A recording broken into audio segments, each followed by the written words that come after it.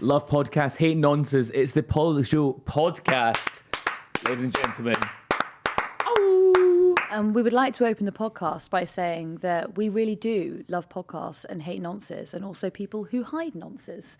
Or I would just like to declare that this is the podcast that is not going to defend the Archbishop of Canterbury for potentially, I'm using careful language, potentially knowing about someone who was committing those atrocities and doing nothing about it, allegedly.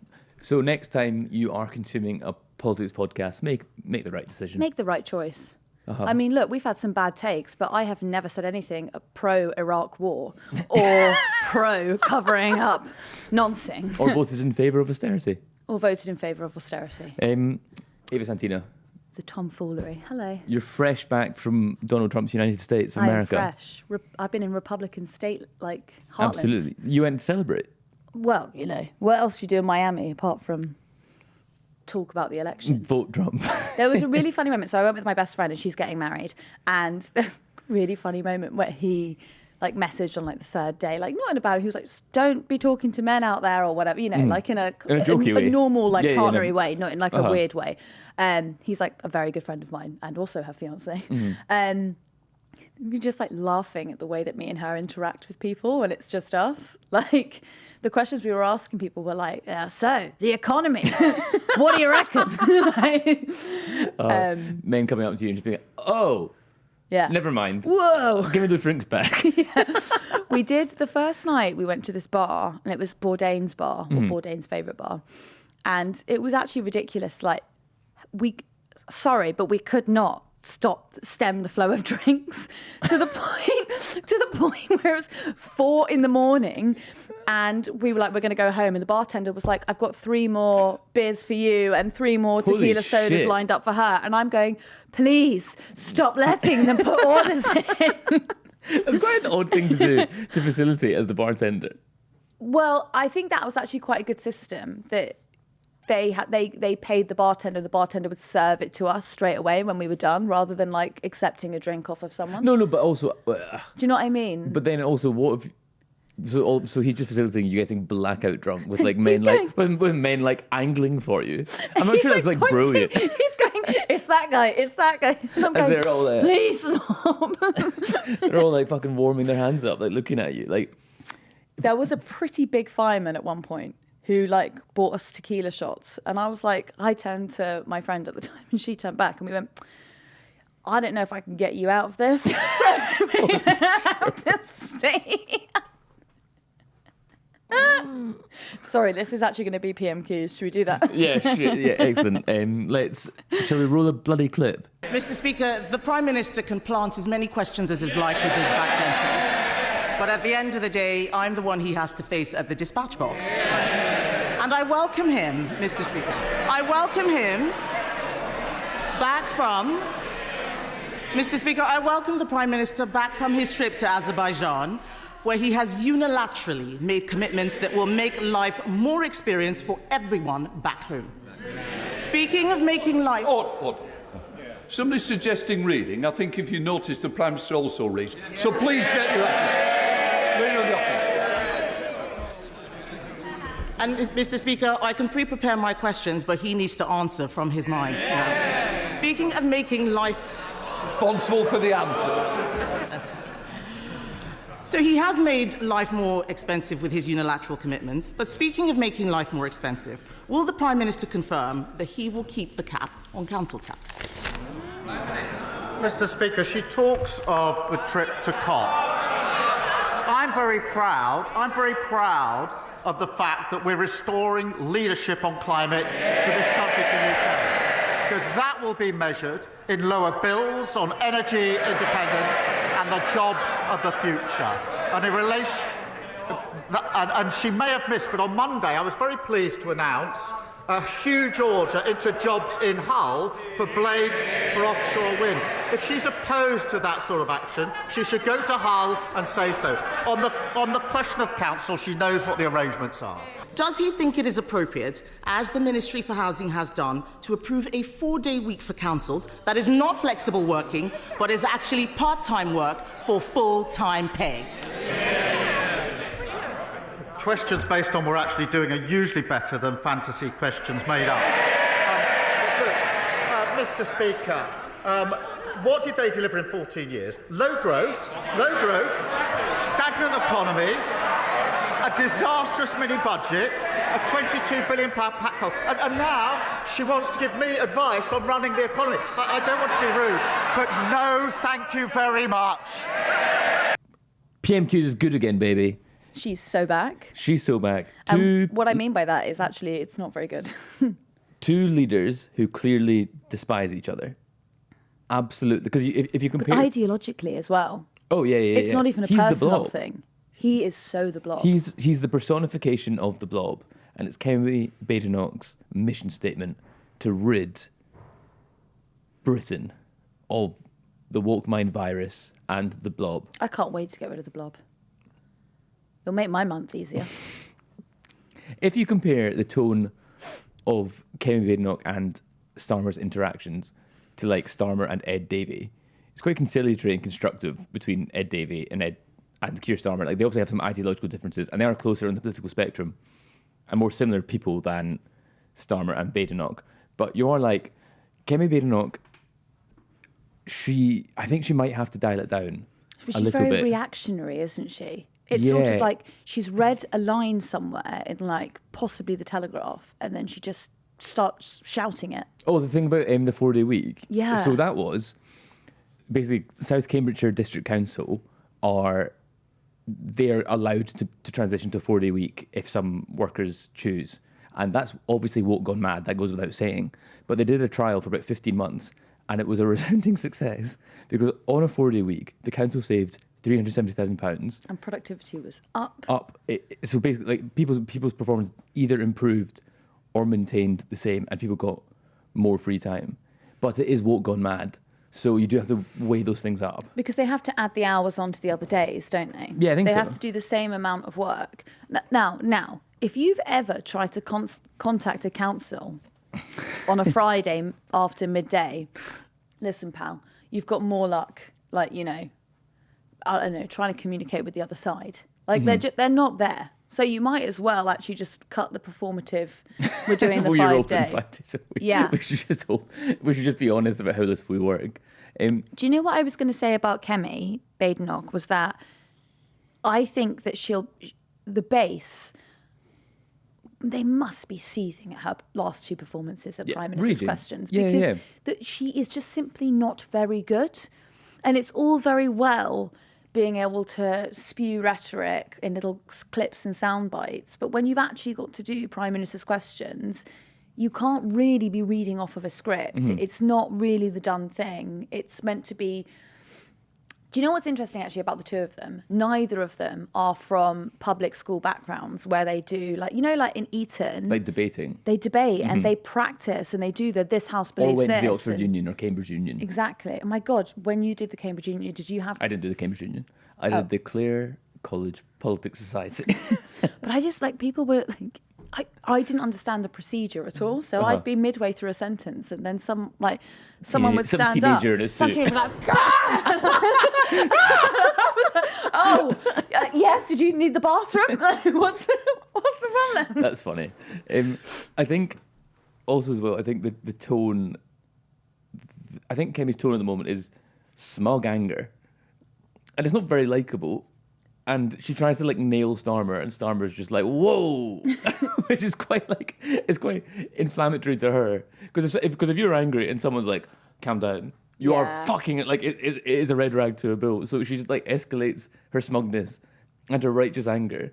If you tuned into PMQs this week to learn about the new Conservative leader of the opposition, thanks to some excellent planting on the Labour side, because I think there was 5 or 6 just absolute plant questions about isn't Keir Starmer great? And what a great job they're definitely. I'm not just buying into conspiracy here. They are planting the questions. No, it's not. I don't think it's conspiracy. The way that Prime Minister's Question works is you go in for a raffle or a lottery. So they're obviously getting everyone in the party to raffle or lottery, and then they're writing the questions. Yeah. Some woman stood up at the end. Was her name Antonia Bruce, possibly? And she was reading this question. It was like she'd never seen it before. She was like, she was. And would that mean? No, she was. But my point is that so many of them mentioned Badenoch's comments on maternity pay.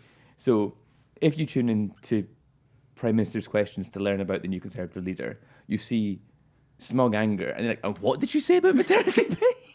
It's an absolute shit show for her. She also really is definitely reciting the script, because the beginning, when she asked Keir Starmer a question about extra funding that would needed to be allocated for councils because of NI contributions and that, he goes 600 million. And then she stood up and she goes, well, will the leader will the Prime Minister tell us how much? And he's like, I just told you, 600 million. And then she stood up for the third time. She's like, well, I'm glad that he's given me an answer. I think as well, he has quite a good line, which is kind of a good response to any criticism of the budget about about the extra tax burden that businesses are going to take on. She wants all the benefits, but none of the measures. She wants to have her cake and eat it too. Yeah. Because obviously people that are shouldering the tax burden are going to feel aggrieved by it. But if you don't think businesses with broad shoulders should shoulder the tax burden in order to invest into our public services, you do need to have an answer about who it should be then. Who's paying for it, yeah. Kemi Badenoch stands up and calls for a wealth tax. We're going to legalise medical cannabis and tax that. What her argument is cannabis that in net zero is costing the country so much that if you cancelled all of the clean energy plans that Labour have, doing things like providing jobs in areas that are going to build wind turbines, then that would magically fill the exchequer with surplus cash. That's her argument. So I was listening to Radio 4 this morning, and there was one of the largest pub groups in the UK. They're a brewery and they're also a big pub group.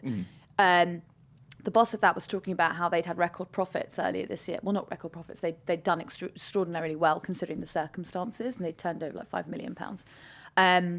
He then, in his last little aside, he said, however, the NI contributions are really going to hit us hard, especially as we hire younger people on minimum wage. And I was listening to that, and he wasn't corrected. But I was thinking, look, I'm not a tax expert, but I think that's the exact cohort of people who are not going to be affected by those employer contributions. I think that the line on this is businesses are getting away with not having to be factual, perhaps because people aren't quite clear on it. Are you suggesting there's some element of skullduggery by those biggest hit by the budget? It feels a bit skullduggery, because I'm like, do you think that perhaps the NI contributions that you're going to have to pay are for your mates on the board? Do you know what I mean? Yeah. Well, no, because they'd be paid in dividends. But do you know what I mean? Rather than if an 18-year-old's being hired on minimum wage, you're paying an increase in minimum wage, but because of the threshold of NI, you're not increasing your outgoings. Sorry, I'm being boring, but I think the point has to be made. And if Radio 4 won't make it, I will. So we're the alternative to your traditional broadcasting, legacy media, and your massive politics podcasts. That's the PoliticsJOE message. Yeah. So anyway, that's the corrections over. We can do another clip now. Next clip? Yeah. Thank you, Mr. Speaker. I'm sure the Prime Minister and the whole House would wish to congratulate Donald Trump on his landslide victory last week. Is that Hold on. I will hear the question. Nigel. Thank you. But within a couple of days, we'd learned of a third assassination attempt. Charges have been laid, and behind it are Iran's Revolutionary Guards. Has the time not come, Prime Minister, to prescribe what is so obviously a terrorist organisation? And in doing so, not just do the right thing, but maybe mend some fences between this government and the incoming presidency of Donald Trump's, given that the whole of his cabinet have been so rude about him over the last few years? Well, I'm glad to see the honourable member making a rare appearance back here in Britain. He spent so much time in America recently. I was half expecting to see him on the immigration statistics when we see the next batch. But he may have missed. I did congratulate the incoming president last week. and we will work with him. The point he makes about Iran is a very serious point, and we will work across the House and with our allies on it. Obviously, on question of prescription, we keep them under review. Thank you. Nigel Farage has graced the House with his presence. Well, do you know what, Ed? That's the joke that Starmer made. Damn it! I thought Would it you, was so original. Anyway, do you want to What? lick the boot? Oh, Starmer, you're so funny. I'm not even going to repeat what you said in the office today. That What did I say? you said, I'm warming to West Street. And then I did say, in fairness, I said, pass me a boot. Yeah, you did. Well, we love chowing down on that government leather. That was really funny. Thank you. Farage, another interesting line in just like why are you being mean to Donald Trump? Well, what he was actually saying was that we needed to prescribe we need to prescribe the Iran Revolutionary Guards. But it was quite, that there was some, you know what we were talking about earlier about how there's no riz between Starmer and Badenoch, and there's a little bit of give between Davey and him. Starmer and Farage. They were beaming at each other. Oh, they were. Do you think there's an element of this is good for both of us? An acknowledgement that Farage, for his base and people who like him, he gets to stand up and be like the champion of Trump and like hard line on Iran that he would like to be seen what's been really as. bothering Clacton on Sea recently? What? Clacton on Sea. Oh, you can't move for Trump and Iran down there. They're lining up at the constituency surgery. They're going, Nige, what are you doing about Iran? Do you know what they've done? Do you know what the Iranian Revolutionary Guard has done? They built a barracks in Clacton. Have they? That's what he wanted to do because he had an urgent question on the Chagos Islands. Not sure about this being a US military base. Have we considered Tehran? Yeah, absolutely. New Tehran. But the actual answer as to why the Iranian Revolutionary Guard isn't prescribed is that the government are in this climate of kind of global tension that we have, especially in the Middle East. They don't want to cut damaged diplomatic ties with Iran. That is why. Which seems that's the reason they've given, and it seems. My foreign policy on them for the last couple of weeks is a bit loose and fast, so I'm going to have to take your word for it. Okay, but that is why. Sorry, I'll go back to my point about it being good for Farage and for Starmer. Starmer gets to stand there and be like, "Oh, you should be in bloody America," oh! And that looks good to people who don't like Farage. So, because I think there is an element of theatre in all of this, and I kind of get this when peek behind the curtain for long-term Poldro fans, is that when I doorstep Jacob Rees-Mogg, there is like a bit of a given. It makes us both look good. He looks like, oh, stupid lefty journalists shouldn't be bothering me. I'm a member of Parliament, which is not anymore. And I know that the PoliticsJOE audience will like me being rude to Jacob Rees-Mogg and asking him questions. So there is that element of like, you scratch my back, I'll scratch yours. Yeah, I have that with a former prime minister, where they'll be like, the 2 times I saw them over the summer, they were like, oh, hello. Like, but in a funny way. Who? What thing? Oh, yes. No, I do know. That's very funny. And they were like, hi. And I'm like, yellow. Yeah. I didn't realize you and Gordon Brown were so ideologically opposed. That was nothing to do with Brown. I will never have Brown slander. Okay, I've accepted now that no one's buying me the Liberty Advent calendar. Fine. But I wouldn't mind a cap that says like Brown. So if you could design a cap. Yeah. Do you know what I would actually quite like? And if anyone has one of these things, I would quite like it. I really wanted the Bobby J hat from Tory Conference. And I also love... Do you know the hat that William Hague wore when he was standing to be Conservative leader? And it just said Hague on it. Yeah. And it's really quite sick fitting cap. That's what I want, but I wanted to say brown. Yes. So if maybe you're a denim with like an embroidery on it. Do you know what I mean? Embroidered lettering. Do you know what you could do? Times New Roman. Thank you. Brown University probably does like merch. No, because I want them to know that it's Gordon, right? Not US. Not an Ivy League. Yeah. Yeah. Anyway, so that's the end of our asking for things portion of this podcast. It might go on. Shall we have another clip? Please. Thank you, Mr. Speaker. Now that Sue Gray has remarkably turned down the opportunity to be the Prime Minister's special envoy to the nations, will the Prime Minister now finally admit that it was an invented job on taxpayers' money from one of his cronies? And if it wasn't, is he going to hire a new one? It wasn't.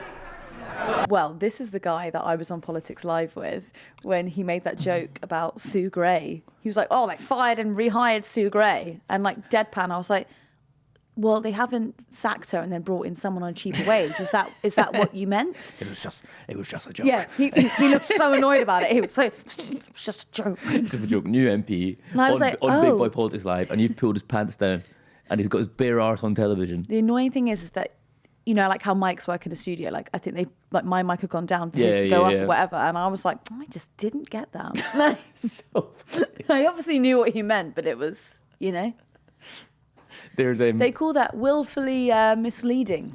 I think they didn't do that when I was on Newsnight. I can't remember who it was, but someone was saying they're talking about Sunak's plan to bring to like for national service or something like that, and someone was defending it, being like, young people should be able to develop skills and contribute to the community.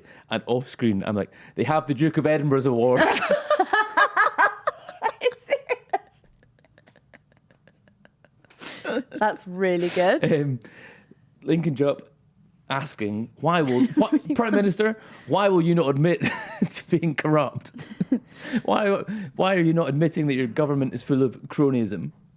I love the sort of asymmetry in what they define cronyism. Yep. Right, because it's like Sue Gray, who was head of the civil service and then went to work for the Labour Party. Look, that we can have a discussion about how above board that was another day, right?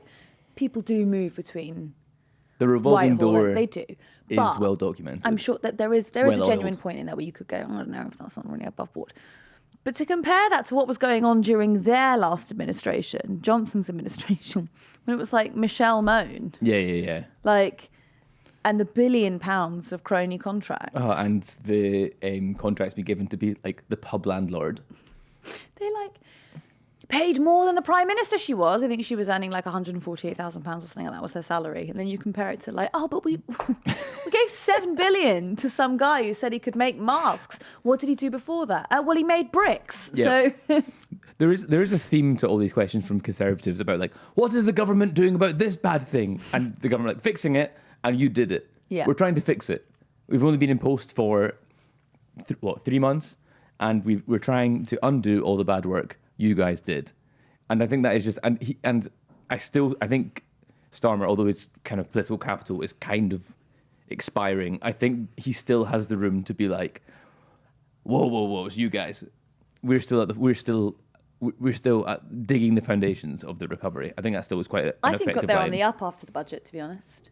Not according to polling. Yeah, but listen, just because the people who shout the loudest and fill out the polls, if you actually go around the country, like when you actually go around the country, people don't. Oh God, this is not going to be complimentary. They don't have an opinion on Starmer. No. Like they don't have with someone like Johnson, he was so divisive. People had like a visceral reaction to when he mentioned his name, or even Liz Truss or Rishi Sunak. Mm-hmm. Whereas with Starmer, they're like, oh, he's bedding in. He's bedding in. I actually disagree with you. Don't love the winter fuel payments, but he's bedding in. I think I disagree with you, and I think the next clip kind of informs my point. Shall we have that? Mm-hmm. I was in South Lochaber at the weekend speaking to pensioners who still cannot understand why the Prime Minister chose to take away their winter fuel payment. And one of them remembered from just 2 years ago the then leader of the opposition saying, looking ahead to winter is frightening. I've met pensioners who have no idea how they'll heat their home. And she asked me to ask you, Prime Minister, whatever happened to that guy? Yeah. Mr. Speaker, as he knows from previous answers, we've taken tough decisions in this budget to deal with the situation that we faced. Because of that, we've stabilised the economy, which means we can commit to the triple lock. Because of the triple lock, pensioners will be better off. But I'll take no lectures from his party about running the economy. Their record in Scotland is terrible. So Brendan O'Hara there highlighting actually, I think, an issue that Starmer does have with his reputation of, I think this government is starting to develop a reputation for dishonesty. And Starmer has, what is it, they called it, they had that, was it Greg Hands had that, Mr. Hands had that really bad visual joke of being like, oh, he's a flip-flop. But that's true. He, like, reneges on his policies when he's standing to be leader. He's introducing measures that were not included in the Labour manifesto. There is an air of, like, a stink of dishonesty or like underhandedness starting to develop about Starmer, I would say. I thought it was a little bit disingenuous when Tories were saying you didn't put in your manifesto that you were going to take winter fuel payment. It's like, because you didn't put the bad stuff in there. Yeah, no, that's true. Do you know what I mean? Yeah. But I mean, yeah, I hate the term cut through, but the cut through of winter fuel, I mean, it's sliced. You know that thing you did the other day where you said that like someone was going to lasso Laura's head off? Yes. It's done that, but to the dialogue. Yeah, absolutely. Like it's the kind of thing that like Anton Deck would make a joke about on I'm a Celebrity. Yeah, well, you've got to feel sorry for... We used to feel sorry for the satirists. Now we feel sorry for the Saturday night presenters because Graham Norton's suffering, Brendan O'Hara's suffering, Anton Decker's suffering. If they bring back the X Factor, what are they going to do? Like, the jokes they're going to have to make. Poor Dermot O'Leary, is he still presenting it? Does it still exist? He's going to be like, Simon Cowell will say something really cutting and he'll be like, ooh, that was so cold. You look like a pensioner in Bolton. Like... I felt there was a bit in Ian Stirling got briefly cancelled after Soccer Aid when he was talking about asking for donations to Soccer Aid, and he said £10, £20, £30. Well, come on, that's your Saturday night takeaway, and everyone was like, "We're not having takeaways. There's a cost of living crisis." And I think it was slightly tone deaf about, but I'm not sure it merited the anger. Isn't it? We're at home watching you. We're watching Soccer Aid. Do you think I want to be doing this? We're watching terrestrial TV. Yeah. What channel is Soccer Aid on? ITV? Yeah, okay. I think. It's still the joke stands. Have you seen the I'm a Celebrity lineup? I feel like I saw a bit about it. Who's on it? Colleen Rooney. Yes. GK Barry. That's a good booking. Danny from McFly. They like her ITV, don't they, GK Barry? She's been on Loose Women quite a bit. Yeah, and she's like the face of the Pride of Britain Awards. She occupies quite like a really interesting... She could like completely dominate like women's interest media from the age of like 13 up to about 45. Do you know why? They've nailed it. Whoever first booked her nailed it, because to get people under 30 watching ITV, you need someone like her. Definitely. But she's also funny enough and not too Gen Z. Yeah, no, she alienate the older viewers. She has a nice sense of like irony. They tried to do it with Olivia, what's her name? Oh, from Love Island. Yeah. Olivia Atwood. They tried to do it with her and she did not resonate well with older people. But she now does like Stacey Dooley style docs on ITV2. See, that's where I'd put her ITV2. They tried on ITV OG, but it wasn't quite... You know? Yeah. It wasn't quite fitting. But GK Barry, she slips in there like Swedish Fish. Like Swedish Fish? I don't get that. Oh, I've just been in America, guys, so I was just talking about the candy that they have. Oh, I think Swedish fish are tasty. You wouldn't know. It's like a sweet. I've been to America. You know, anyway, you wouldn't get it. What can I say? What can I say? What can I say? Do you think any ex-MPs are going to head into the jungle? If you look back, one of the funniest bookings of an MP going in there was, oh God, I've forgotten his name. The one who went out with the cheeky girl. Lembo Opie. That was chef's kiss. Do you know he's like a right morality police guy now? Really? Yeah. If you ever go on his Twitter, he's always tweeting about like he wants a return to like Christian values, and it's like, have you heard the lyrics of your girlfriend's songs? Like. Also, Christian values have taken a real kicking in recent days, so. Wouldn't be parenting, but no, but not my Christian values. Okay? Oh yeah, you wanted to make a point about Protestantism. It's just so nice to have the heat off us.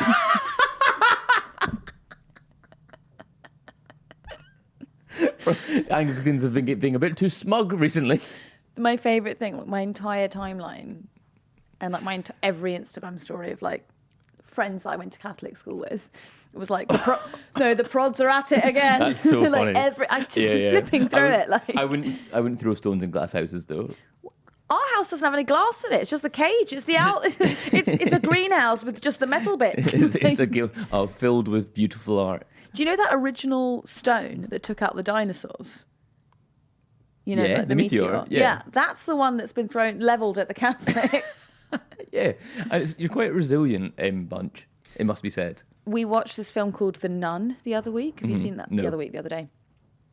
And it's half of it set in the Vatican. It's like a Catholic film. And I stupidly was like, do you think they filmed this in the Vatican? It's like a film about the Antichrist. Yeah. Probably not. Yeah. Believe it or not, I think we've got one more clip. Oh, Listeners. sorry. I've just been jabbering. We didn't go into full nonsense. We were teasing you. You thought we were done. You thought they're like, oh, they've done it again. They've given up. They're talking about J.K. Barry. No, we're talking about private schools. Roll clip. In the past week, there have been reports of more schools who are slated for closure as a direct consequence of the Prime Minister's ideologically driven policy to introduce VAT on school fees and increase national insurance contributions.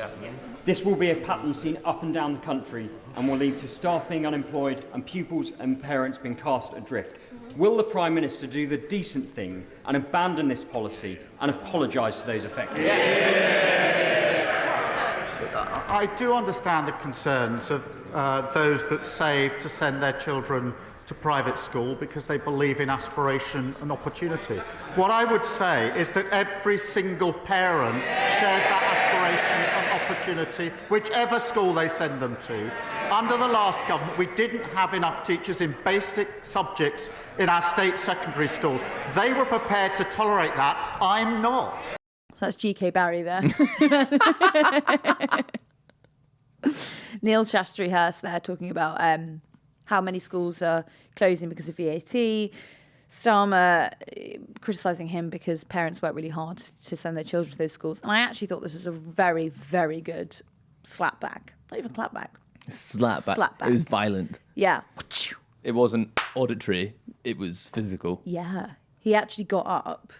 Battered. With that flip-flop that the other guy had the other week. He found it from behind one of the benches and was like... And he said, Neil, come here. He put him over his knee and spanked him like in the Beano in the 60s. You want to be back at public school? I'll show you. Oh, my God. No, not in a sexual way. Oh, my God. Because they used they used to get canings. That's what I meant. Yeah, that's what I meant too. No, so I was also... This is not, that other podcast. Do you know what they used to have at public schools? They used to have a system, this is going to sound dreadful, they used to have a system called fagging, where if you were an older boy, you had like a younger boy who was a servant, who and he used to make toast and tea for you, and you got to kick the shit out of him. What? Yeah. Is this, what, and like they board? Are they boarding? Yeah. Jeez. Is that not, no wonder like the British upper class are absolutely insane. Yeah. If you're just sending your children, if you're like taking 8-year-olds from their families and sticking them into environments with like predatory teachers and sadistic 16-year-olds kicking the shit out of them, no wonder they're nuts. I had an ex-boyfriend who went to a very prestigious public school, and he did have some habits that were very, very odd. And like me, when they were all back together, you could really see a lot of things went down there. Ooh. And it was one of those schools that came out in the, they'd been being assaulted there or whatever. And he sad. did have some very strange habits. Yeah, that is sad. Like even stuff like, I felt like he kept like stuff that he really cared about, like locked away in a drawer. And I'd be like, do you think I'm going to take this at your house? Like, do you think I'm going to like a tuck take thing? this? Yeah. There was... You know the coup that Mark Thatcher did? Mark Thatcher? Yeah. Sorry, I thought you were calling her Marg. Okay, No, carry on. Mark Thatcher, Thatcher's son, Right. like was like him and some mercenaries. I think they tried to take over like Equatorial Guinea or somewhere. But either him or one of his accomplices, I know a guy who went to Eton, and the guy told me that Mark Thatcher or the accomplice came to his school to give a talk about why you shouldn't do that. I was like, it's quite a weird lesson to give like school children. I was like, okay, well, if anyone should learn that, it's them. It is the Etonians. Well, that was his thing about this ex-boyfriend. He had told his parents, which is one of them, because that something was going on down at the school or whatever, and he was like, just kept sending him there for the next 4 years. Jesus Builds Christ. character. Oof, that's pretty tough. I do think Starmer's line about VAT on private schools is the most consistent and his best line. to be honest, because imposing VAT on private schools is really widely popular. People, like the vast majority of people in this country, don't attend private schools, don't send their children to private schools. What is it, between 7 and 9%? I think it is. Yeah, I think is it the 93% Club? It's like an organisation for people who didn't go to independent schools, and so the vast majority. So it's almost like universally popular. Especially, yeah. So that was the line that Starmer said. Starmer said, every parent wants the best for their children. Mm-hmm. Like it's this sort of like that weird class idea that if you send your kid to a private school, you want more for your child. You love your child more. Than someone who goes to a state school. Yeah. No, it is. Yeah, it's pretty short-sighted. Yeah. Should we call it there? I wanted to justify my Wes Streeting point. Okay, hit me. The reason I said that was because this morning he was on the media round talking about this new league tables that he wants to introduce to hospitals, and he doesn't want, basically what Labour want to do is create a league table, and if you're underperforming, that means like the people who are in charge of those hospitals or trusts won't get a pay rise, right? So if you've got a hospital that has got ridiculous waiting lists, has got low catchment of cancers, you don't get a pay rise, the execs. Because, by the way, the nurses don't. Yep. You know? Yep. And there was someone on Radio 4, one of these trust leaders, and he was like, well, I don't. You're just naming every problem under the sun of why this wouldn't work, naming every problem with the NHS. And I know the NHS is broken. But Wes came on and was like, all right, you want a pay rise then for when you do a bad job? Is that what you're saying to me? Like, and also, can you stop naming every problem? We know the problems. Do you want to start naming me a couple of solutions? And that's where I thought he had a bit of gumption. How do those brogues taste? Brogues. Yeah. Meaty.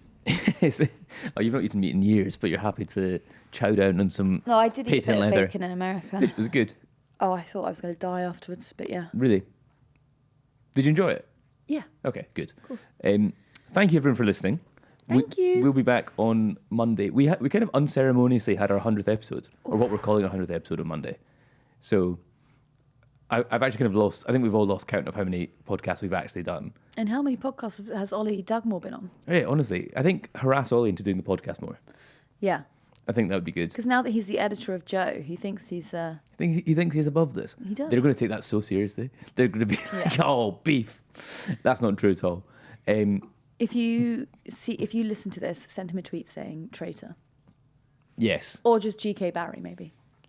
Yes. Yeah, I think GK Barry. I think if people start calling him traitor, I think that would like trigger something. And also we can be like, we don't know why they're calling you GK Barry. Yeah, because you wouldn't listen to this. Anyway, we'll be back on Monday.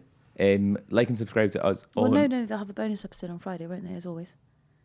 Will they? They always get a bonus episode on the weekend. Do you not know this? Sorry. Yeah, of course. If you're a YouTube-only viewer, then we release an extra interview on a Friday. So head on over to Spotify to make sure you get that. But the regular video part of the podcast will be back on Monday. Yeah. Thanks everyone for listening. We'll see you all very soon. Bye. Bye.